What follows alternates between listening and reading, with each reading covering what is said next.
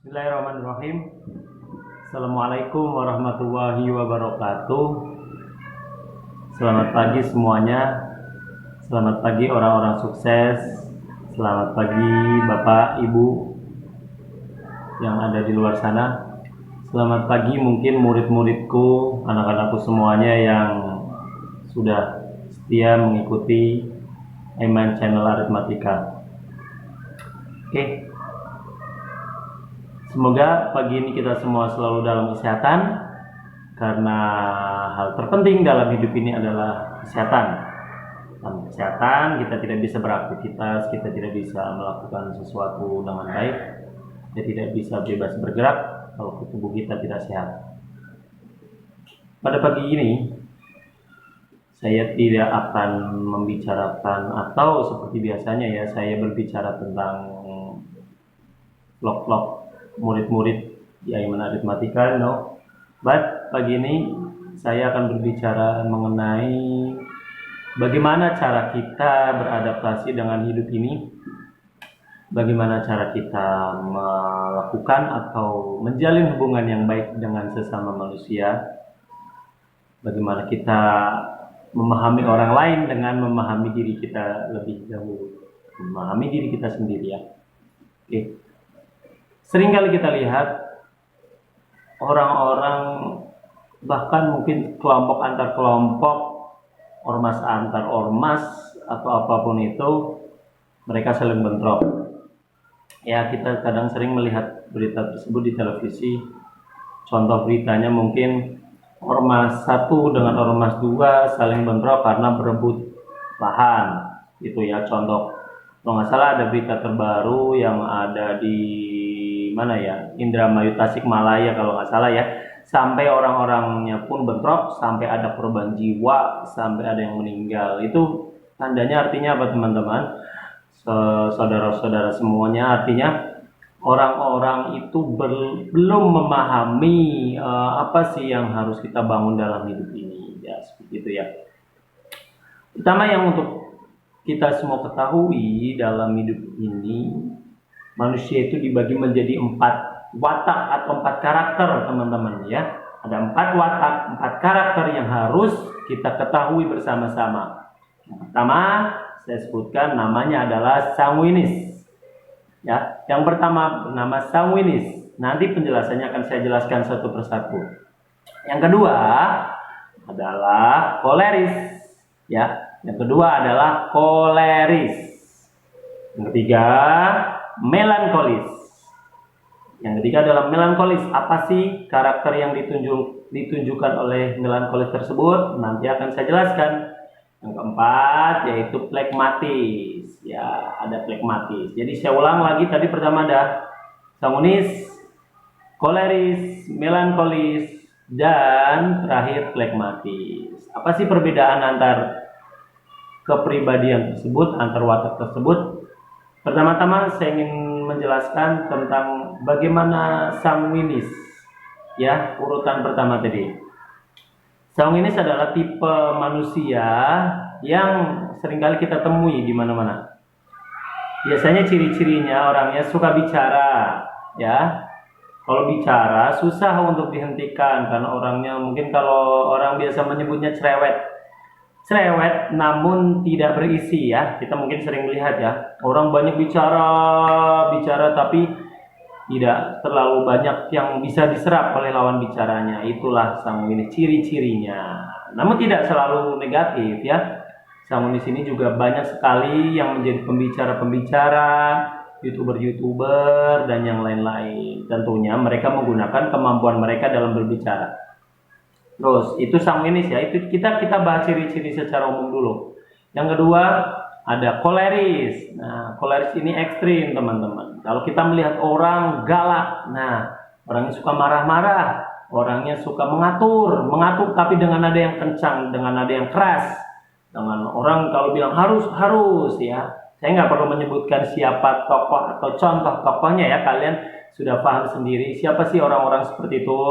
Mungkin yang sekarang lagi viral, mantan wali kota Surabaya yang sekarang menjadi menteri. Oke, kalian sudah paham ya, tidak perlu saya jelaskan. Itu ciri-ciri koleris. Jadi kita harus tahu apa itu koleris.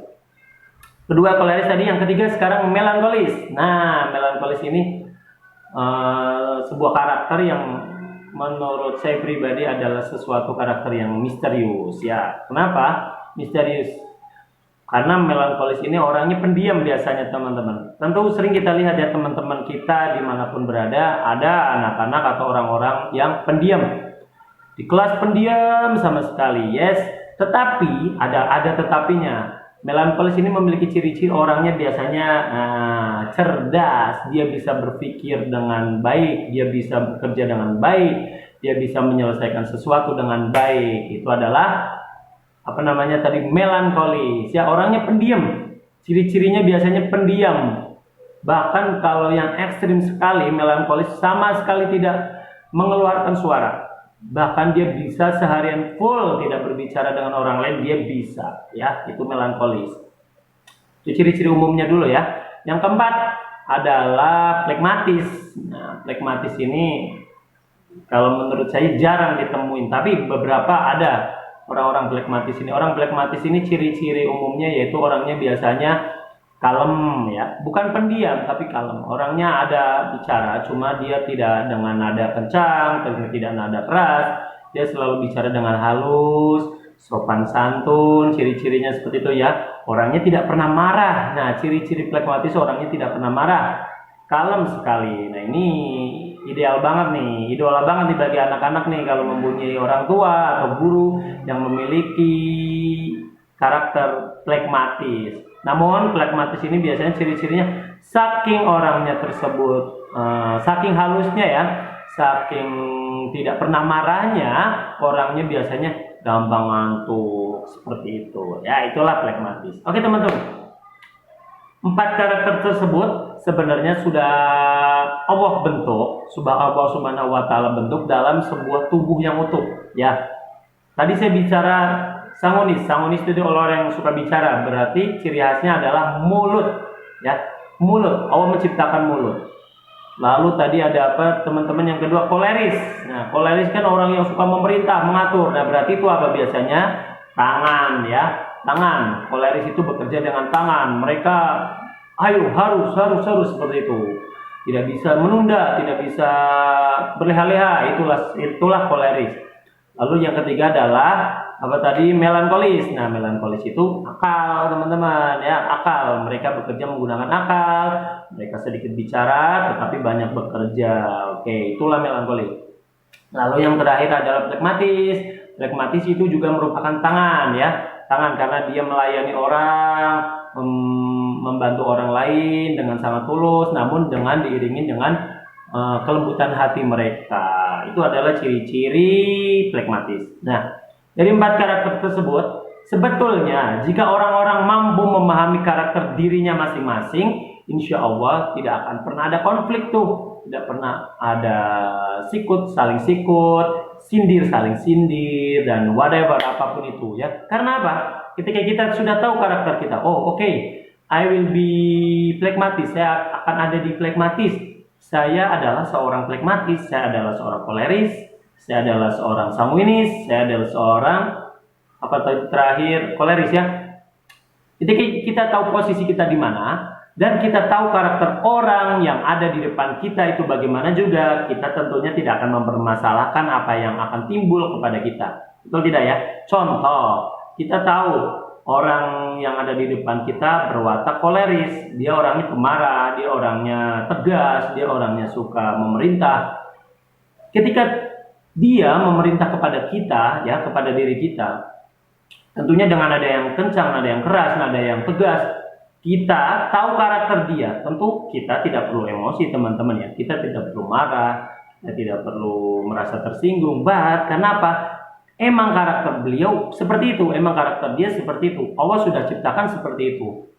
Tidak ada alasan buat kita untuk tidak menerimanya. Yang harus menjadi perhatian adalah diri kita sendiri. Kita mampu tidak menangkapnya, kita mampu tidak menanggapinya, kita mampu tidak memahami diri kita sendiri. Yes, itulah pentingnya sebuah karakter yang harus kita ketahui. Jadi apapun itu konflik apapun itu masalah, apapun itu ya, terutama yang ada di dalam rumah tangga. Yes, saya sendiri mengalaminya teman-teman.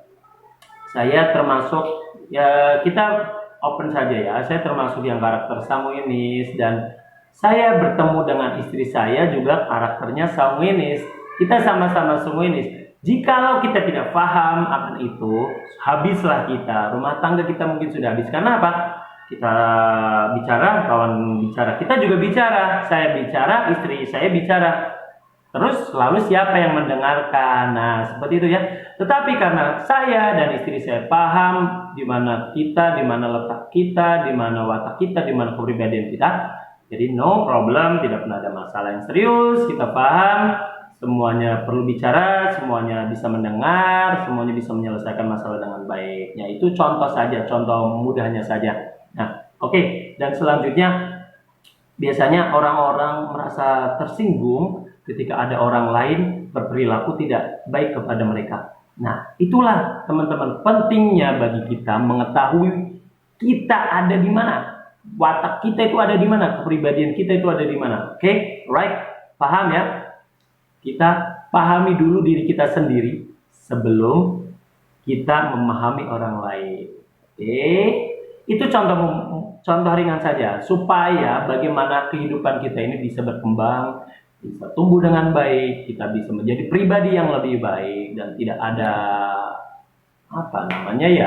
tidak ada jarak di antara kita dengan orang lain, tidak ada permusuhan dengan kita dan orang lain, tidak ada sesuatu yang perlu diperdebatkan. Ya, seringkali orang-orang di televisi dipertemukan, contoh saja di acara Mata Najwa, di acara Indonesia Liars Club, itu seringkali saya lihat, wah, ini berbagai macam karakter dipertemukan, pasti seru. Ya benar, ada orang yang jago bicara, jago berpikir, jago apalagi biasanya orang-orang mendengar, orang-orang yang kalem, orang-orang yang keras, sangat keras sekali pendiriannya. Nah, itulah pentingnya kita bahwa apapun itu bisa kita selesaikan dengan kepala dingin, karena kita tahu apapun masalahnya, kita pahami diri kita sendiri. Nah, saya berbicara tersebut atas dasar buku yang sudah berulang kali saya baca, mungkin hampir puluhan atau belasan atau berapa kali saya juga lupa. Nah, buku ini sangat bagus sekali teman-teman, Personality Plus. Kita bisa mencarinya di Gramedia atau di toko-toko buku lainnya, masih banyak sekali stoknya, karena ini termasuk buku terlaris teman-teman. Tulisannya jelas sekali, buku terlaris.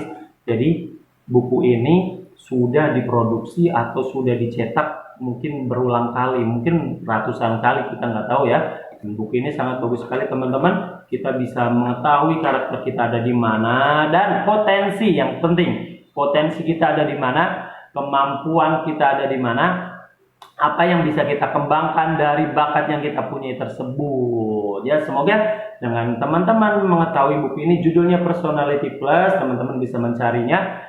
Kalau teman-teman bisa membaca buku ini, bisa memaksimalkan bakat teman-teman semua, insya Allah kita semua akan menjadi orang sukses. Oke? Karena sukses itu bukan hanya sukses materi, tapi sukses kita mengontrol emosi, sukses kita mengatur keuangan, sukses kita mengelola kehidupan kita, dan sukses yang menurut saya pribadi, sukses itu tidak hanya materi. Materi itu menyusul ketika kita bisa menyelesaikan semuanya dengan baik, kita bisa mengerjakan semua dengan baik, insya Allah materi itu juga akan menyusul kita. Oke, terima kasih teman-teman. Mungkin itu saja materi kita ya, atau pembicaraan saya pada pagi hari ini. Semoga kita semua selalu dalam kesehatan dan insya Allah selalu penuh dengan kedamaian. Oke, terima kasih semuanya. Salam sukses. Wassalamualaikum warahmatullahi wabarakatuh.